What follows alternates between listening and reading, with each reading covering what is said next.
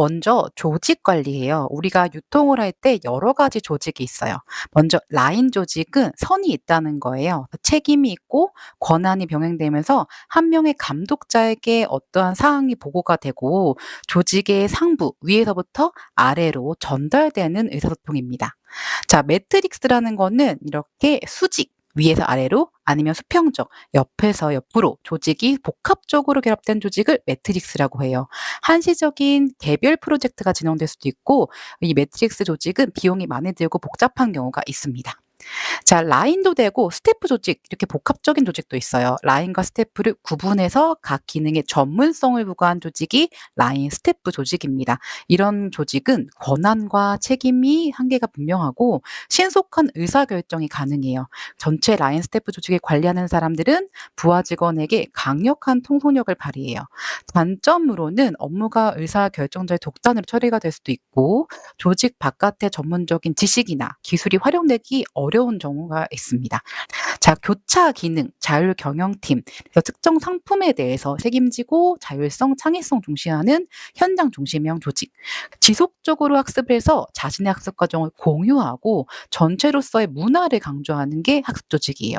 자, 프로젝트는요, 어떤 업무에 대한 그런 혁신적인 과제 해결을 위해서 각각의 프로젝트 단위, 그런 과업에 의해서 만들어진 프로젝트성 조직이고 이 네트워크 조직은 각 조직의 전문성을 이 프로젝트를 수행을 위해서 협력한 조직이에요.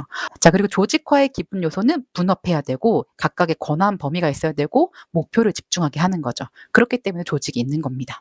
자, 테일러라는 학자가 기능식 조직, 펑셜 조직 얘기를 얘기했어요. 조직의 장점은 전문가적 분업으로 경영면에서 기술적 향상이 촉진되고 또 감독을 능률화시키고 직장의 직능 범위가 좁음으로 단기간에 직장 양성이 가능한 점. 자, 단점으로는 명령이 통일되지 않아서 전체 질서 관리가 문란해지는 경우가 있고 각 관리자가 담당하는 전문적 기능에 대해서 합리적인 분할이 실제 용이하지 않는 점이 있어요. 그리고 각 직원이 차지하는 직무 능력이 지나치게 전문화되어서 그 수가 많아지면 간접적인 관리자가 증가하는 게 단점이죠. 이게 기능식 조직에 대한 그 장점과 단점입니다. 자, 그리고 또 다른 조직이 있어요. 또 비교를 하면 포멀 조직, 공식적 조직이라고 하고 인포멀 조직, 비공식 조직이라고 해요. 그래서 동아리 같은 경우에는 우리가 비공식 조직이라고 얘기하죠. 그래서 자연 발생적이고 무의식적이고 비논리적, 공통 목적이 없는 무형 구조, 내면적, 현실적 조직, 불문적, 자생적 조직, 밑에서부터 자연스럽게 나타나는 조직이 비공식적 조직이에요. 그리고 이거는 회사 내에서 이루어지는 공식적인 조직이겠죠. 그래서 요거 두 개를 비교하셔서 체크하시면 됩니다. 자, 그리고 수직적 의사소통과 수평적 의사소통이에요. 수직은 위아래죠. 그렇기 때문에 상향식, 하향식 의사소통이고 수평적은 좌우로 그 태스크포스 동등한 그런 의사소통 능력의 예시라고 보면 됩니다. 자, 그리고 기업 경영 전략 중에 소조직 규모 자체를 유지하거나 축소하는 전략들이 있어요. 다운사이징, 다운 한다는 거니까 전체 규모 따위를 축소하는 거죠. 리스트럭처링 말대로 이런 것들을 다시금 톡폐합하거나 축소 폐지해서 신규 사업에 진출하기 위한 전략이고 영업 양도 전략은 기업의 업무를 다른 기업에 이전, 현상 유지는 현상을 유지하는 전략입니다. 자, 그리고 조직 구성원들이 있으면 이 성과 같은 걸 평가해야겠죠? 강제 배분, 단순 서열, 쌍대, 쌍, 두 개씩 쌍으로 비교하는 거예요. 행위, 기준, 고가, 행위 몇 개 범주를 구분해서 하는 거고 행동 관찰 척도법 이런 것들의 빈도를 관찰해 측정하는 평가예요. 자, 그리고 조직이 있으면 목표 관리도 해줘야 되고 동기부여를 해야 돼요. 그래서 가장 유명한 이론이 메슬로우의 욕구 단계 이론이에요. 메슬로우는요, 인간의 욕구를 생리적 욕구, 안전의 욕구, 사회적 욕구, 존경의 욕구, 마지막엔 자아 실현의 욕구까지 이렇게 단계로 만들었어요. 자, 맥그리거는요, 부정적인 X와 긍정적인 Y 이론 제시하였고요. 허즈버그의 이오 이론, 동기는 일 그 자체. 아, 나 이거 너무 좋아. 할 때 일 그 자체고, 책임감, 승진, 성취, 개인의 발전 등이 있고, 위생은 감독, 연봉, 규정, 작업 환경, 그런 급여 이런 것들을 합니다. 자, 알더퍼의 ERG 이론은 존재, 관계, 성장 이것에 대한 욕구에 대한 내용이에요. 그래서 한 차원 이상의 욕구가 동시에 동기부여 요인으로 작용할 수 있다는 것을 주장했어요. 자, 브룸의 기대 이론 이거는 이제 기대감, 수단성, 유의성 이 세 가지를 가지고 동기부여를 결정한다고 했습니다. 자, 오우치의 Z 이론. 이거는 미국과 일본의 경영 방식을 비교하는 이론이에요. 그래서 여기 나와 있는 내용은 사실 인제 목표 관리, 동기부여 이론이라고 하지만 심리적인 내용에서도 자주 나오는 내용들이기도 합니다. 또 헤크만 올드햄의 직무 특성 이론. 직무 구성 요소를 5가지 특성으로 조직화했어요. 자, 기술의 다양성. 직무를 수행하기 위해서 얼마나 다양한 기술과 재능을 사용해야 하는가. 거업의 정체성. 직무가 독립적으로 완성되는가 아니면 전체 일의 일부만 관여하는가. 거업의 중요성 아니면 자율성 그리고 피드백 이런 것들을 해 주는 게 직무 특성 이론에 대한 예시고요. 맥클리란드의 성취 동기 이론은 성취 욕구, 권력 욕구, 친교 욕구 요 3가지를 구분합니다. 자, 그리고 동기부여 전략이에요. 자, 목표 관리 이론은 업무 목표를 상사와 협의해서 설정하고 구체적인 목표가 동기를 자극해서 성과를 촉진한다. 목표가 완성되었을 경우에 상사와 함께 피드백, 평가해서 다음번 목표에 활용하고요. 직무 충실화 이론은 작업자에게 권한과 책임, 자유를 부여하는 거예요.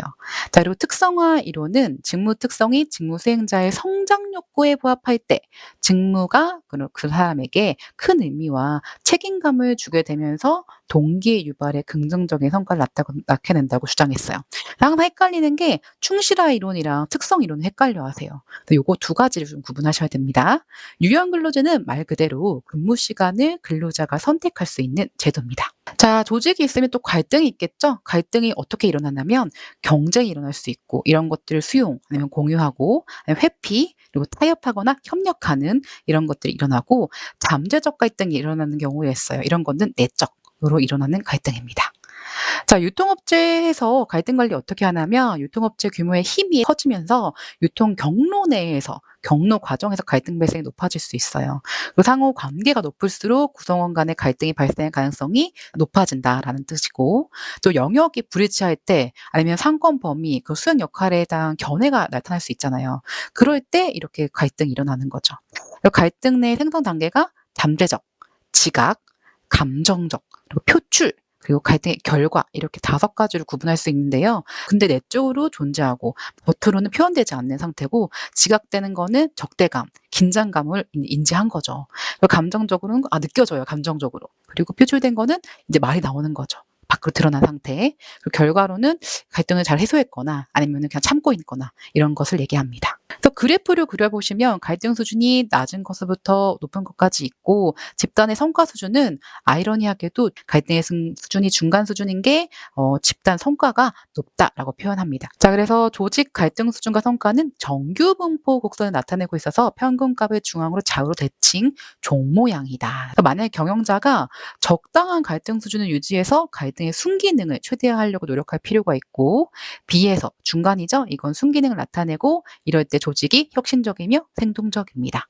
자, 그리고 비수준회처럼 적당한 갈등이 조직 구성원의 부서 간의 경쟁을 통해서 구성원들이 서로 경쟁하는 결과를 야기하므로 동기부여에 기여할 수 있습니다. 우리가 리더십 있다라고 얘기 많이 하잖아요. 자, 먼저 최근에 많이 유행하는 서번트 리더십이에요. 서번트 지원한다. 경청하고요. 설득하고요. 대화로 업무를 추진하고 조직의 가장 가치 있는 자원은 사람이다라고 생각하는 게 이 리더십에 대한 예시입니다. 카리스마 리더십은요. 카리스마 있다라고 얘기하는 것처럼 비전, 리더십, 동기 이런 게 명확한 리더십이고 변혁적 리더십은 구성원들이 더 높은 수준의 도덕성과 동기로 진보하도록 되어 있는 거고 그들의 가치관을 통해서 공통의 목표를 향해 갈 수 있도록 지각하도록 나타내는 거죠. 참여적 리더십은 그 의사결정 전반적인 것들을 구성원들이랑 반반적으로 참여할 수 있게 나타내고 결정 과정에서 동등한 영향을 나타내는 거고요. 성취지향적 리더십은 리더가 부하에게 도전적인 목표를 설정하는 거죠. 자, 채찍 효과. 이거 자주 나오는 문제인데요. 채찍이 뭐죠? 이렇게 휘두르는 거죠. 채찍의 힘으로 동물이 움직이듯이 작은 힘이 가해져서 큰 파동이 일어나는 비유의 효과 이론이에요. 소비자의 수요의 작은 변동이 전체 공급 사슬 업체에 전달되면서 확대되는 효과는 거죠. 이게 일어나는 인제 원인이 수요 예측의 업데이트가 아니면 전체 그런 필요한 요소의 단위 주문 시행이나 대규모 가격 할인이나 초과 주문으로 인해서 '이게 뭔가 잘못되었나?'라는 작은 힘의 변형이 있어서 큰 파동이 나타나는 거죠. 이걸 어떻게 해결하냐? 정보 공유하셔야 돼요.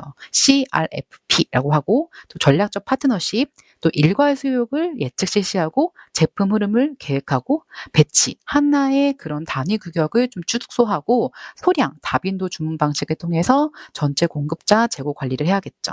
또한 전반적인 SCM, 공급망 사슬을 관리를 통해서 이런 채찍 현상을 줄일 수가 있는 거죠. 자, 두 번째, 인적 자원 관리, 인사 관리예요. 자, 인사 관리의 개념 여러 가지 요소가 있지만 인적 자원 관리에는 직무 확충, 그 직무 확대와 직무 충실과 직무 교체 요 세 가지를 구분하셔야 돼요.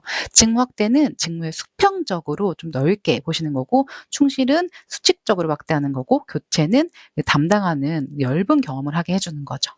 자, 그러면 직무 분석과 평가를 어떻게 할 것인가 이걸 봤을 때 서열, 난이도에 따라 서열을 매기고 난이도에 따라서 등급을 나누고 점수를 매기거나 그런 요소를 비교하거나 전반적인 순환, 로테이션 돌리면서 이런 것들을 각각의 직무를 분석하고 평가를 하는 거죠. 자, 그리고 이런 것들을 우리가 인적 자원을 확보하거나 개발할 때 우리가 각각의 그 종업원이나 그런 인력 관리를 개발해 주셔야겠죠. 그래서 직장 내외 훈련을 먼저 두 가지로 구분할 수 있어요. 우리가 OJT라고 해서 직장 내라고 훈련이라고 합니다. 그래서 선임자위에서 이루어지는 지도고 오프JT라고 하는 건 외부 강사님이 오셔서 전문 강사 지도하는 거예요. 자, 그리고 강의할 수 있고 세미나 들을 수 있죠. 그리고 도제, 그 수련공을 이용해서 할 때 멘토 멘티 형식으로 하는 게 도제 훈련 방식. 그 인턴 하는 것도 있고 그리고 가상 훈련 방식도 있죠. 위험한 상황일 때는 가상 훈련도 하죠. 자, 종업원 지주제도 있습니다. 특별한 조건으로 종업원에게 자사 주식의 일부를 분배하는 집단 성과급의 유형이에요. 자, 인적 자원 관리 과정 보면 확보하죠. 선발하고 모집하고 배치하는 그런 과정, 확보 관리 과정이고 이런 분들을 이제 개발하죠. 경력 관리, 이동 관리, 각각의 성장 관리, 훈련시키고 승진 관리도 하고 평가를 하겠죠. 이 각각의 이 업무가 어떤지 직무 분석도 하고 인사 고과를 매기고 보상을 하겠죠. 임금, 그리고 임금 수준을 가지고 보상을 하고 전반적인 유지 관리, 인간관계 관리, 근로조건 관리, 노사관계 관리를 합니다. 자, 그리고 이 글로벌화 과정을 보면은 우리가 인적 자원 관리 해외 자회사의 인재를 글로벌 단계에서는 자회사 인재 다국적화를 하기도 하고 본사의 인재가 있다면은 본사 인재를 해외를 보내는 글로벌 로테이션을 보내기도 하죠. 그리고 이런 처우가 글로벌 처우 기준을 확립하는 데 도움을 주고 그리고 글로벌 연구 프로그램을 실시하면서 그 본사와 자회사의 통합적 유기 관계를 하면서 그 회사의 글로벌 단계의 수행 방안을 나타냅니다. 자, 재무 관리도 보면요. 기업의 재무 상태표, 손익계산서, 현금 흐름표, 잉여금 처분, 연결 재무제표로 구분을 해서 우리가 기업의 재무제표를 관리합니다. 그래서 기업에 수행된 기업 활동 결과로 주주의 지분이 어떻게 증가했는지, 감소했는지 우리가 확인할 수 있겠죠. 자, 그래서 이거를 부채로 보면 단기 부채와 장기 부채가 있습니다. 그래서 1년 안에 갚아야 되는 거는 단기 부채, 그리고 지불 기한이 1년이 넘는 거는 장기 부채라고 합니다. 그거에 예시들이 나와 있어요. 그래서 당좌 차월, 외상 매입금, 지급 어음 이런 것들이 단기 부채에 속하고 사채, 외국 차관, 장기성 지급 어음 이런 것들이 장기 부채에 속합니다. 자, 그리고 자본 비용의 여러 가지 예시 중에 레버리지와 재무 상태표에 대해서 더 보고 가실게요. 레버리지라는 말 참 많이 쓰는데요. 지렛대라는 사전적 의미를 갖고 있어요. 그래서 이런 원리를 이용하면 원래 들 수 있는 무게보다 훨씬 더 무거운 걸 들을 수 있죠. 그래서 기업이나 개인이 타인의 자본을 이용해서 원래 가진 자산보다 더 큰 자산에 투자하는 것을 레버리지를 일으킨다라고 얘기하는 거죠. 자본분의 총 자산, 타인의 자본 비율을 의미하고 레버리지 비율이 많다라는 것을 얘기하면 타인의 자본을 많이 받았다라는 걸 얘기하는 거죠. 그 레버리지 비율이 높다라는 것은 경영의 투자가 적극적이고 위험성이 높다는 것을 반영합니다. 자, 일정 회계 기간 동안의 경제적 사건과 그 기간의 경제 상태를 나타내는 보고서를 재무상태표라고 합니다. 현금 흐름표는 일정 기간의 현금의 유입과 유출을 내용한 표시한 보고서고 손익 분기 도표는 매출이 당해 기간의 총 비용과 일치하는 점을 분석한 보고서예요. 그래서 이거 두 개 구분하셔야 됩니다. 자, 그리고 재무 통제를 해야겠죠. 컨트롤해야 되는데 이건 조건이 책임 소재가 명확하고 시정 조치가 유효하게 행하고 각각의 업적의 측정이 정확하게 행해질 것 그리고 CEO의 의사결정에만 따르기보다는 각각 분기별 계획 목표를 전문가, 외부한테 의견을 조율해야 되는 거죠. 자, 그리고 각각의 전반적인 제조업체가 부담하는 유통 비용들이 있는데요. 신제품을 입점할 때 비용, 상품을 지원하는 금액, 리베이트, 사후 할인, 외상 수금비, 소매점 재고 보조금, 물량 비례 보조금 각각의 그런 회사가 부담한 유통 비용들이 있어요. 그런 것들을 좀 구분하셔야 됩니다. 자, 그래서 이런 경영성과 회전율을 보시면 재고자산 회전율, 매출 채권 회선율, 그다음에 고정자산 회전율, 총자산 회전율, 이것을 가지고 우리가 매출액을 이렇게 파악해서 각각의 그런 것을 기준으로 각각의 회전율을 구분하겠죠. 자, 그다음에 구매 한번 볼게요. 우리가 회사가 구매를 하고 전반적인 물품을 조달 관리를 할 때 정량 주문법이 있고 정기 주문법이 있어요. 그래서 정량, 표준 부품을 주문할 경우에는 정량을 주문하고, 정기적으로 주문할 때, 이럴 때는 전용 부품을 주문할 경우에는 정기 주문법을 이용합니다. 그래서 정기 주문법을 사용할 때는 수량 할인을 기대하기 힘들 때, 그리고 계절에 따라 수요 변동폭이 클 때, 이럴 때 정기 주문법을 사용합니다. 그래서 요 두 가지를 좀 구분하시는 게 중요합니다. 우리가 재고 수준을 낮추게 되면 보관 비용도 감소하고 고객 서비스 수준도 낮아지는 그런 특징이 있겠죠. 그래서 재고 감소는 주문 적시에 대응하는 조직의 능력을 저하시키는 그런 특징들이 있습니다. 자, 그래서 경제적 주문 수량 EOQ, 요거식을 좀 이해하셔야 돼요. 그래서 EOQ는 2 곱하기 연간 수량, EA 곱하기 CP 구매 비용, 주문 비용이라고 하죠. 그다음에 HC 보관비. 자, 그리고 총 재고 비용은 주문비 플러스 재고 유지비. 그래서 1회 주문비 곱하기 그다음에 경제적 주문 수량분의 연간 부품 수량, 수요량 곱하기 단위당 재고 유지비 2분의 경제적 주문량, 이렇게 계산하시면 됩니다. 자, 그리고 ROP 재발주문점. 그래서 적시에 재고 유지하기 위해서 재주문 한 시점을 얘기해요. 자, 그리고 리드 타임이 뭐냐? 물품을 발주했어요. 물품을 이렇게 우리가 요청을 했을 때 그 물품이 납입되어 사용했을 때까지 기간이 리드 타임이라고 하고요. 그래서 ROP 재주문 계산 방법은 1일 최대 리드 타임 곱하기 1주 평균 판매량 플러스 안전 재고 수량, 이런 것을 재주문점이라고 합니다. 자, 그리고 LBC 재고 관리 시스템, 요런 에서도 많이 나오는데요. 소수의 품목이 전체 매출을 대부분 차지하고 있기 때문에 소수의 품목을 철저히 관리하는 재고 관리 기법이에요. 그래서 각각의 그런 그룹을 ABC로 나누는 거죠. 연간 80% 판매 매출을 차지하는 게 인제 A그룹, 그리고 이것이 매출을 차지하는 20% 품목이 중요한 상품이고, 그리고 각각의 그런 연간 수량 가치가 70에서 80% 차지하는 품목을 A로 분류하는 거죠. 자, 그리고 구매력 지수입니다. BPI라고 하는데요. 5, 3, 2 이렇게 외우시면 좋아요. 유구매소득비는 전체 가처분 소득 중에 유효한 그런 구매 비율이고, 그다음에 소매 매출액비는 전체 소매 매출액에서 그 지역 입지에 차지하는 지역 소매 매출액을 얘기합니다. 인구비는요, 그 지역에 사는 인구 비율, 그리고 소매 점포의 입지 선정 과정에서 그 지역 시장의 매력도를 비교 분석할 때 특정 지역의 대략적인 수요를 측정할 수가 있어요.